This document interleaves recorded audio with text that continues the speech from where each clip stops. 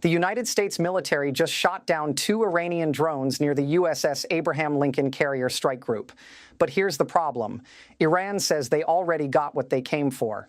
The Islamic Revolutionary Guard Corps is now claiming the drones successfully transmitted real-time intelligence back to Tehran before being destroyed, which means America's shootdown was too late.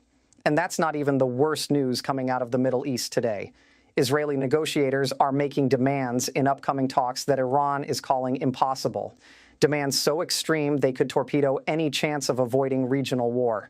Let me break down what just happened in the Arabian Sea, why Iran is claiming victory despite losing 2 drones, what intelligence they supposedly captured, and why Israeli demands might collapse the entire diplomatic process before it even begins. Here's what we know about the incident. 2 Iranian drones, likely Shahed 129 reconnaissance UAVs, approached the USS Abraham Lincoln Carrier Strike Group in the Arabian Sea. These aren't the small commercial drones you see hobbyists flying. The Shahed 129 has a wingspan of 52 feet, can fly for 24 hours straight, and carries advanced surveillance equipment including high-resolution cameras, infrared sensors, and real-time data transmission systems. U.S. Navy destroyers escorting the carrier detected the drones at approximately 18 nautical miles distance. Standard engagement protocols dictate that any aircraft approaching a carrier strike group without authorization and failing to respond to warnings can be engaged as a threat. The drones continued their approach. At 12 nautical miles, the decision was made to engage. 2 SM-2 surface-to-air missiles were launched from Arleigh Burke-class destroyers in the strike group. Both drones were destroyed. The entire engagement, from detection to destruction, took approximately 8 minutes. Under normal circumstances, this would be presented as a clear American victory. Hostile drones approached. U.S. forces detected them. Threat eliminated. Mission accomplished. But within 2 hours of the shootdown, Iran's Islamic Revolutionary Guard Corps released a statement that completely changed the narrative. The IRGC claimed the drones had already completed their reconnaissance mission and transmitted valuable intelligence back to command before being shot down. A senior IRGC naval commander, speaking on condition of anonymity to Iranian media, said the drones captured detailed imagery of the carrier strike group's formation, ship positions, flight operations, and defensive posture. All of this data was transmitted in real time via satellite link. In other words, Iran got what they wanted. The shootdown was irrelevant. This is textbook asymmetric warfare, and Iran is exceptionally good at it. They don't need their drones to survive. They just need them to get close enough to gather intelligence and transmit it before being destroyed. The drones are expendable. The intelligence is what matters. Let's talk about what Iran likely captured. First, the precise positions of every ship in the carrier strike group. The Abraham Lincoln doesn't operate alone. It's accompanied by 4 Arleigh Burke destroyers, a Ticonderoga-class cruiser, and a supply ship. Knowing where each vessel is positioned relative to the carrier gives Iran critical targeting data for any future missile or drone attack. Second, flight operations patterns. When FA-18 fighters launch and land, it reveals the carrier's operational tempo and vulnerability windows. A carrier conducting flight operations is more vulnerable than one in defensive posture because the deck is crowded with aircraft, fuel lines are active, and personnel are exposed. Third, defensive radar emissions. When U.S. destroyers lit up the Iranian drones with their SPY-1 fire control radars before shooting them down, Iran's drones were recording those electronic signatures. This helps Iran understand U.S. radar capabilities and develop countermeasures. Fourth, reaction times. Iran now knows it takes the U.S. Navy approximately 8 minutes from initial detection at 18 miles to engagement at 12 miles. In a real attack scenario involving dozens or hundreds of drones and missiles simultaneously, those 8 minutes are critical intelligence. So when the IRGC says intel already received, they're not bluffing. Even if the drones were shot down, even if they never got within 5 miles of the carrier, they accomplished their reconnaissance mission. Iran paid the cost of 2 drones, probably worth around $150,000 each. In exchange, they gained intelligence on America's premier carrier strike group worth millions in operational value. This is why Iran is mocking U.S. confusion. American commanders are declaring the shoot-down a success, threat eliminated, carrier protected. But Iranian commanders are declaring the mission a success, intelligence captured, objectives achieved. Both sides are claiming victory. But strategically, Iran may have actually won this round. Let's dig deeper into what this intelligence means for Iran's military planning. The USS Abraham Lincoln represents one of America's most powerful military assets. It's a nuclear-powered supercarrier carrying 75-90 aircraft with 5,000-plus personnel aboard. Protecting that asset is the U.S. Navy's highest priority in the region. But carriers have vulnerabilities, and Iran has spent decades studying how to exploit them. The most famous example is the Millennium Challenge 2002 war game, where a retired Marine general playing the role of an Iranian commander used swarms of small boats and aircraft to sink a U.S. carrier in the simulation. The Pentagon was so embarrassed, they reset the war game and changed the rules. Iran's real-world strategy is based on that same concept: swarm attacks. Not one or two missiles that U.S. defenses can easily intercept, but dozens or hundreds launched simultaneously from multiple directions. Ballistic missiles from Iranian territory, cruise missiles from coastal batteries, anti-ship missiles from small boats, and kamikaze drones from mobile launchers. Overwhelm the defenses through sheer volume. The intelligence these drones captured helps Iran refine that swarm attack strategy. They now have updated imagery of ship formations, which tells them optimal attack vectors. They have radar signature data, which helps them design missiles to evade detection. They have reaction time data, which helps them calculate how many simultaneous threats are needed to saturate defenses. Most critically, they have proof that Iranian drones can get within 12 miles of the carrier before being shot down. 12 miles is nothing for modern anti-ship missiles. Iran's Khalij Fars ballistic missile has a range of 300 kilometers and travels at Mach 3. If Iran can get targeting data from a drone 12 miles away, they can launch missiles from 200 miles away and guide them to the carrier in minutes. This is why the intel already received claim matters. Iran isn't just trolling the United States, they're demonstrating capability. They're showing they can collect intelligence on America's most valuable military assets, even when those assets are on high alert and actively defending themselves. Now let's shift to the second part of today's crisis: Israeli demands that Iran is calling impossible. With U.S.-Iran nuclear talks scheduled for Friday in Oman, multiple parties are trying to influence the negotiation. The United States wants Iran to give up enriched uranium and accept intrusive inspections. Iran wants sanctions relief and security guarantees. That's standard negotiation territory. Both sides have maximalist positions that will be bargained down to a compromise, but Israel is now inserting demands that go far beyond the nuclear issue.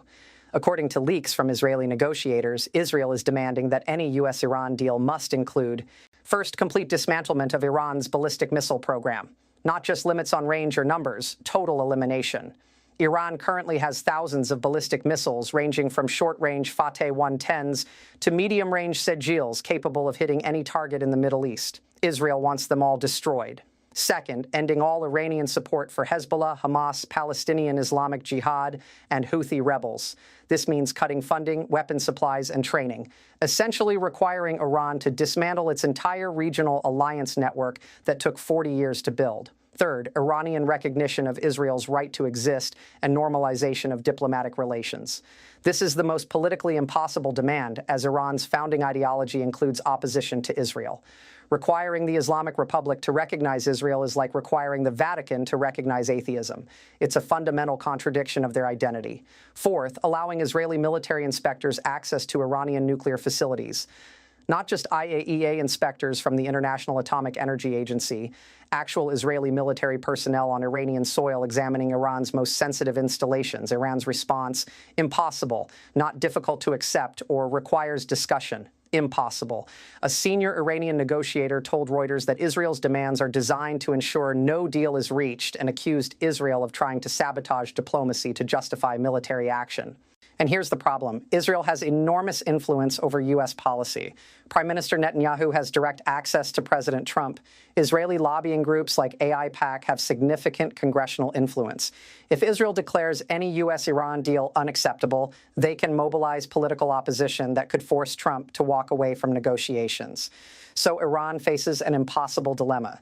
Even if they reach a deal with the United States on nuclear issues, Israel can torpedo it by insisting on demands Iran can never accept, which means Friday's Oman talks might be doomed before they begin.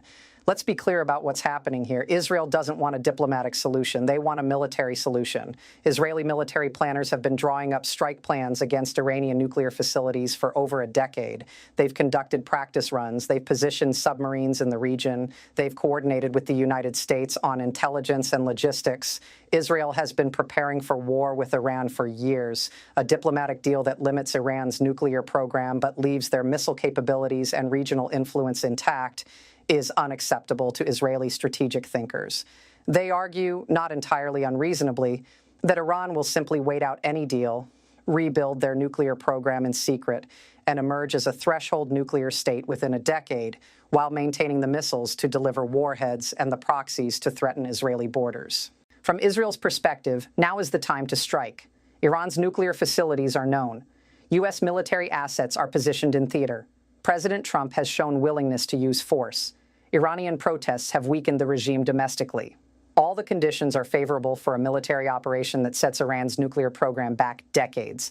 But that requires diplomacy to fail. If talks succeed and a deal is reached, military action becomes much harder to justify internationally. So Israel is inserting impossible demands specifically to ensure talks collapse. Then they can tell the world, we tried diplomacy, Iran refused, now military action is the only option. This is why Iran is calling Israeli demands impossible. It's not just that the demands are extreme, it's that they're deliberately designed to be unacceptable. Israel is sabotaging diplomacy to create a justification for war, and Iran knows this, which is why they're simultaneously negotiating in good faith with the United States while preparing for war with Israel. They're sending drones to collect intelligence on U.S. carriers while offering to surrender enriched uranium in Oman. They're playing both diplomacy and military positioning at the same time because they know one might fail and they need to be ready for either outcome. President Trump is now caught between competing pressures. On one hand, he wants to be remembered as the president who prevented Iran from getting nuclear weapons. That requires either a diplomatic deal or military action. Trump has publicly stated he prefers deals to wars. On the other hand, Trump has deep political and personal ties to Israel. He moved the U.S. Embassy to Jerusalem, recognized Israeli sovereignty over the Golan Heights, and brokered the Abraham Accords, normalizing relations between Israel and Arab states. Netanyahu has direct access to Trump and uses it frequently. So when Israeli negotiators say these demands are non-negotiable and Iran says these demands are impossible, Trump has to choose. Does he side with his negotiating team and tell Israel to back off so a deal can be reached? Or does he side with Israel and accept that diplomacy will fail, leaving military action as the only option? This decision is complicated by the intelligence Iran just captured. Those drones that got within 12 miles of the USS Abraham Lincoln and transmitted data back to Tehran before being shot down. That's Iran demonstrating they can collect targeting intelligence on U.S. carriers, which means any military strike on Iran puts the carrier at risk. If Trump orders attacks on Iranian nuclear facilities and Iran retaliates by hitting the USS Abraham Lincoln with a swarm of missiles and drones, using the intelligence they just gathered, the political fallout would be catastrophic. Imagine a carrier damaged or sunk with thousands of casualties. Trump's presidency would be defined by that disaster. So Iran's drone mission serves a dual purpose. It collects intelligence for potential war, and it demonstrates to Trump that war with Iran would be costly and dangerous, making diplomatic compromise more attractive. But Israel's impossible demands are pushing in the opposite direction, making diplomatic compromise politically impossible for Trump. If he accepts a deal that doesn't meet Israeli demands, he faces massive domestic political blowback from pro-Israel constituencies. Trump is being squeezed from both sides. And Friday's Oman talks are when he has to choose which direction to go. So here's where we stand. 2 Iranian drones were shot down near the USS Abraham Lincoln, but Iran claims they transmitted intelligence before being destroyed. This demonstrates Iranian capability to collect targeting data on U.S. carriers even under combat conditions. Israeli negotiators are making demands that Iran calls impossible, demands designed to torpedo diplomacy and create justification for military strikes. Iran knows this and is preparing for both negotiation and war simultaneously. Trump faces a choice: side with his negotiating team and pursue a limited nuclear deal that doesn't satisfy Israel, or side with Israel and accept that diplomacy will fail, leading to military confrontation.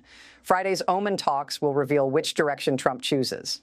If U.S. negotiators present demands aligned with Israeli positions, complete missile dismantlement, ending regional proxy support, recognition of Israel, then Iran will walk away, and we're on a path to war.